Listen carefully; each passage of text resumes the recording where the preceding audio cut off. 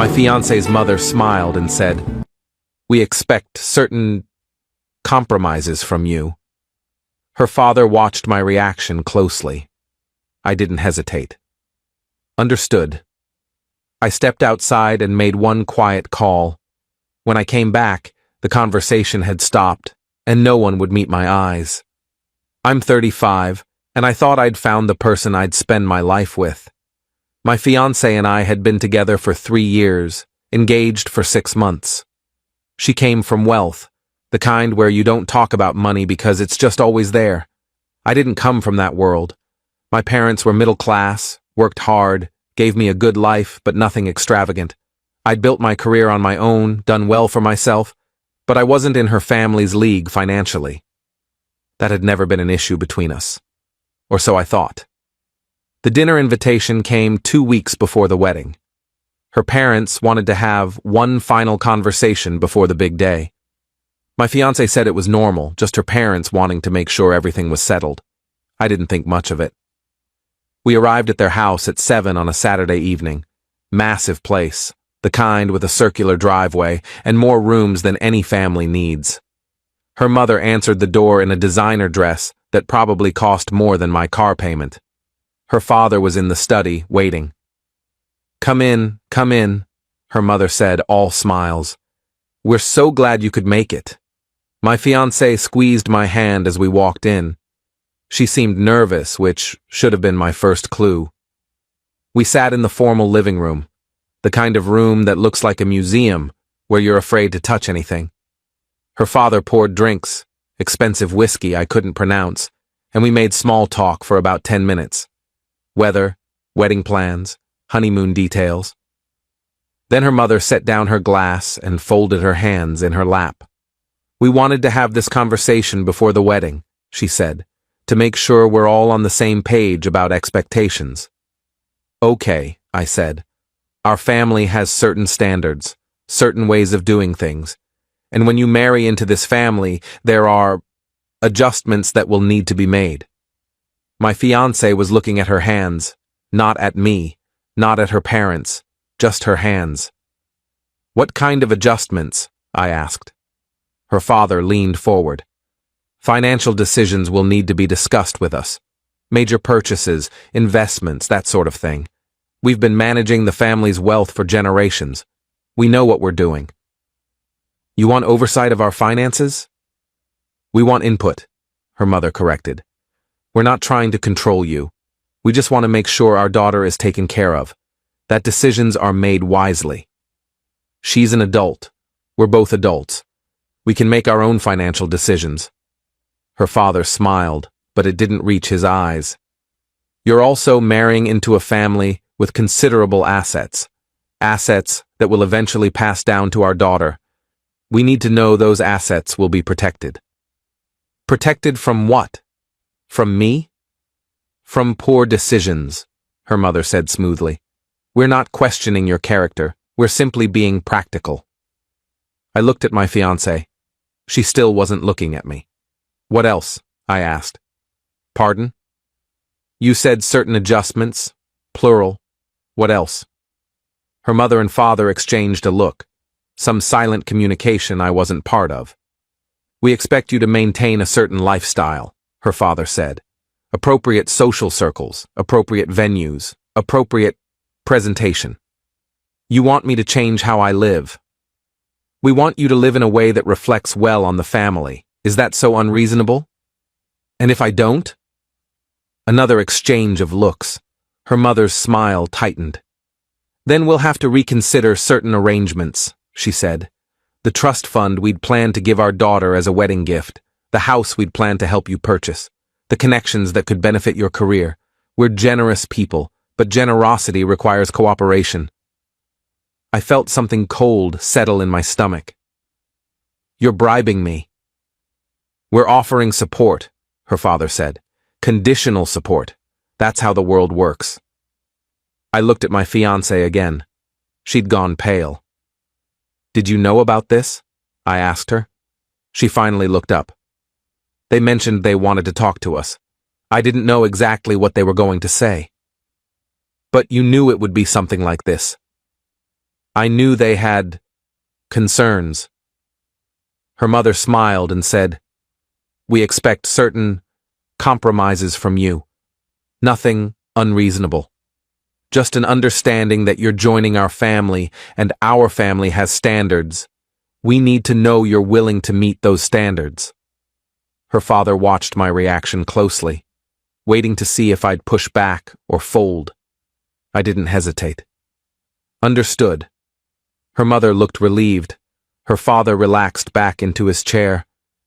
My fiancée exhaled like she'd been holding her breath. "I'm glad we could have this conversation," her mother said. "I knew you'd be reasonable. I need to make a call," I said, standing up. "Work thing. It'll just take a minute." "Of course," her father said. "Take your time." I stepped outside onto their massive porch, pulled out my phone, made one quiet call. It lasted about 3 minutes. When I came back inside, I sat down and picked up my drink like nothing had happened. But something had changed in the room. The conversation had stopped. Her mother was staring at me. Her father's expression had gone carefully neutral. My fiancée looked confused. "Everything okay?" she asked. "Fine," I said. "Just had to handle something." Her father cleared his throat. "What kind of work call?" "Just coordinating with someone. Nothing urgent." "Who did you call?" her mother asked. Her tone had shifted, less warm, more suspicious. "A friend. Why?" "What kind of friend?" I took a sip of whiskey. "The kind who happens to be a journalist. We went to college together. She's been looking for a good story about wealth, family dynamics, and how old money maintains control. I thought tonight's conversation would interest her." The silence was deafening. My fiancé's face went white. "You didn't." "I did. I recorded the whole conversation on my phone. Just sent her the file. She's very excited about it. Says it's exactly the kind of thing her publication loves. Real insight into how wealthy families manipulate and control." Her father stood up. "You're bluffing." "Am I? Call her if you want. I'll give you the number, or just wait a few days and see what gets published." "You can't do this," her mother said. Her voice had gone sharp. "We'll sue." "For what? I didn't sign any NDA. This conversation wasn't privileged. You invited me into your home and made demands. I documented it. That's not illegal. You recorded us without consent. Actually, in this state, only one party needs to consent to recording. That party was me. So yes, it's completely legal. My journalist friend confirmed that before I sent the file." Her father's face had gone red. "If you publish that recording, I'll destroy you. I'll make sure you never work again. You'll what? Use your wealth and connections to ruin me? Please do. That'll make an even better follow-up article. Wealthy family retaliates against son-in-law who exposed their manipulation. The optics are terrible for you. Great for me." My fiancée was crying now. "Why would you do this? Why would you humiliate my family?" "I didn't humiliate them. They humiliated themselves. I just documented it." "But we could have talked about this. We could have figured something out." "Could we? Because you sat here and let them make demands. Let them treat me like I'm something they're purchasing. You didn't say a word in my defense." "I was trying to keep the peace. By sacrificing me, by letting them dictate how we'll live our lives. That's not a marriage. That's indentured servitude." Her mother had recovered some composure. "What do you want? Money? We can pay you to kill the story."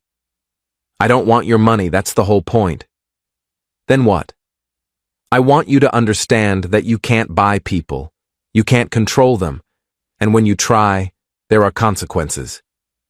Her father sat back down, looking older suddenly. "The wedding is in 2 weeks.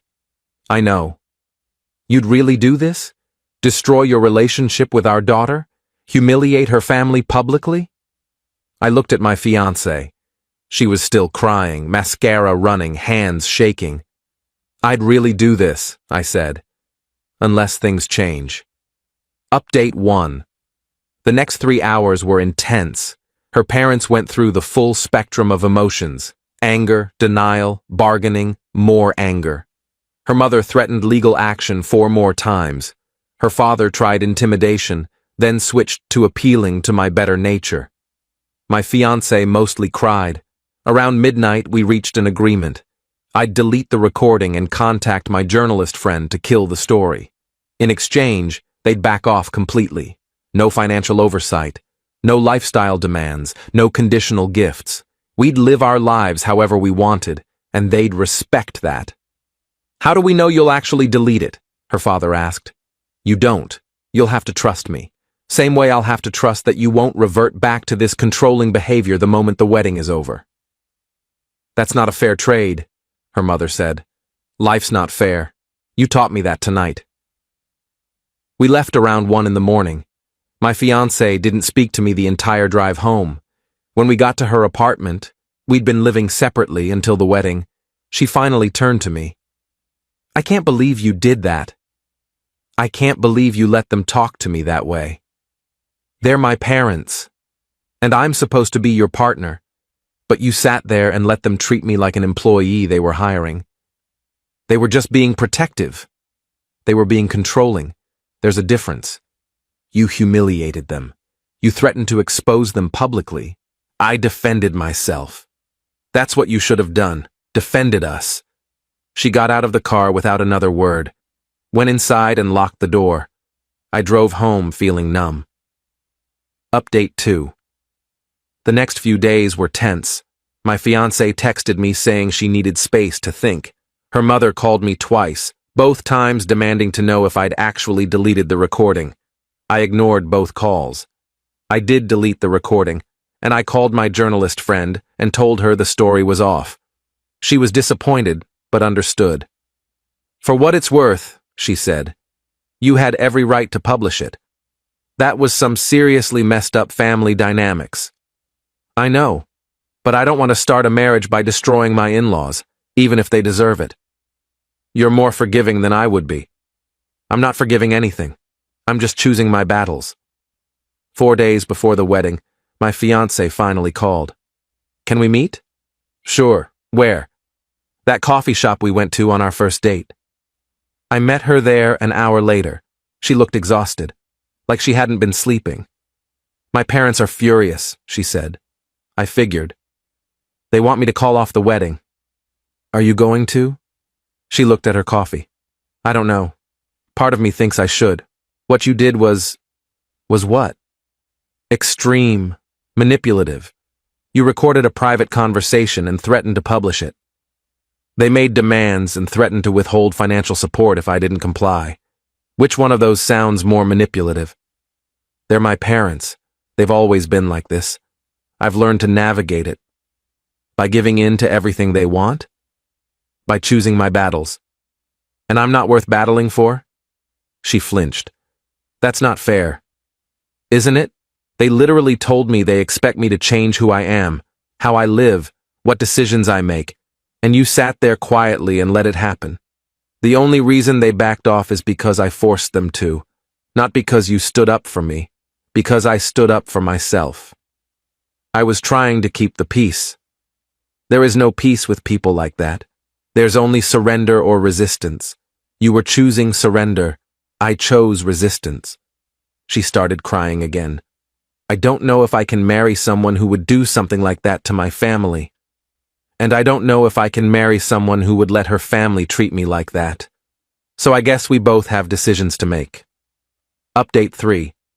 She called off the wedding the next day, sent out messages to all the guests, canceled the venue, returned gifts. It was over.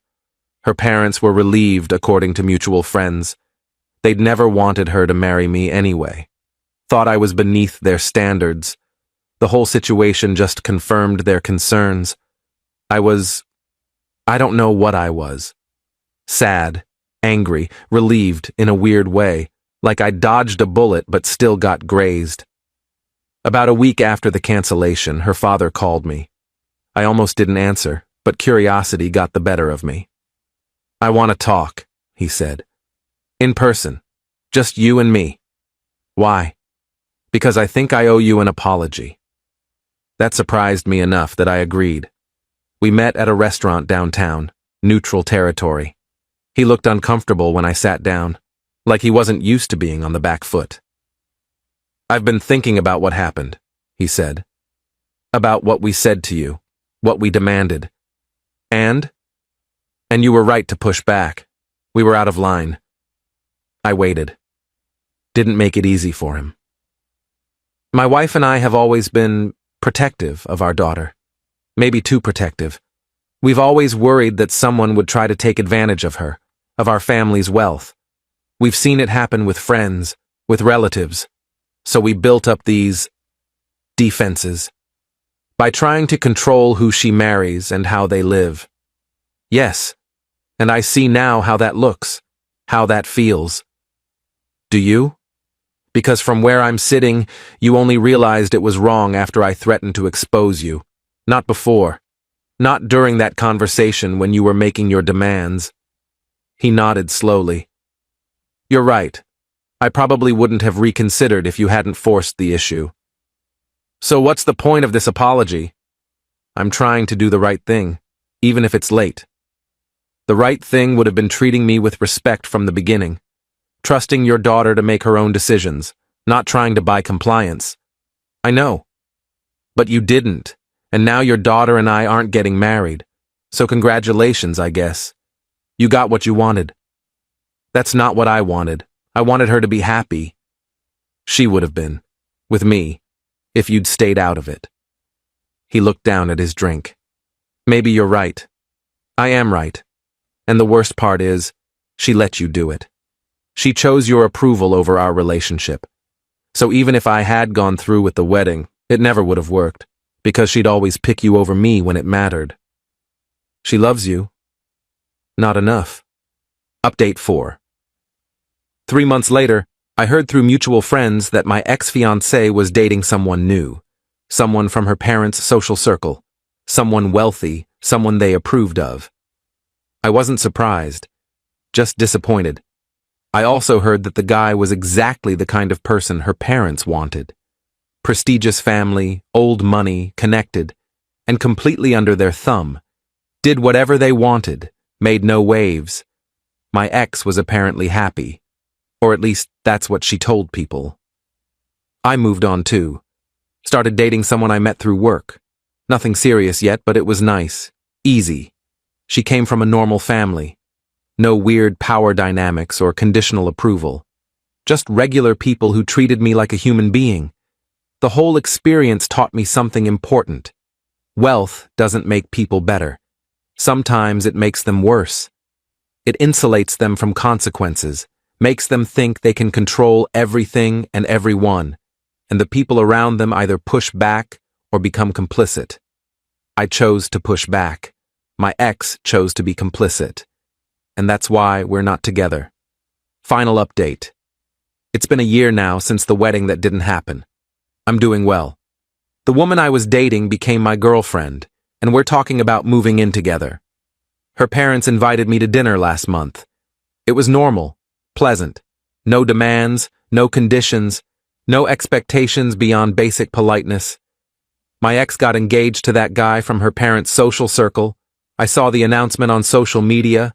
They looked happy in the photos. He looked exactly like what her parents wanted. Successful, connected, compliant. I heard from a mutual friend that her parents are very involved in their relationship, helping them pick out a house, planning the wedding down to every detail, making sure everything meets their standards. I don't feel vindicated, I just feel sad for her. She's living the life her parents chose, not the one she wanted. But maybe that's what she wanted all along. Maybe I never really knew her. As for the recording, I kept a copy, not to publish or use as leverage, just as a reminder that some people will try to control you if you let them. And sometimes the only way to maintain your dignity is to walk away. I'm 35 years old. I'm not married. I didn't marry into wealth or status or a family that expected me to compromise who I am. And I'm okay with that. Better than okay, actually. Because I met someone who likes me exactly as I am. No changes required, no standards to meet, no compromises demanded. Just two people choosing each other freely. That's worth more than any trust fund or family connection or conditional approval. My ex's mother expected compromises. I gave her one. I compromised my relationship rather than compromise myself. And looking back, it was the right choice.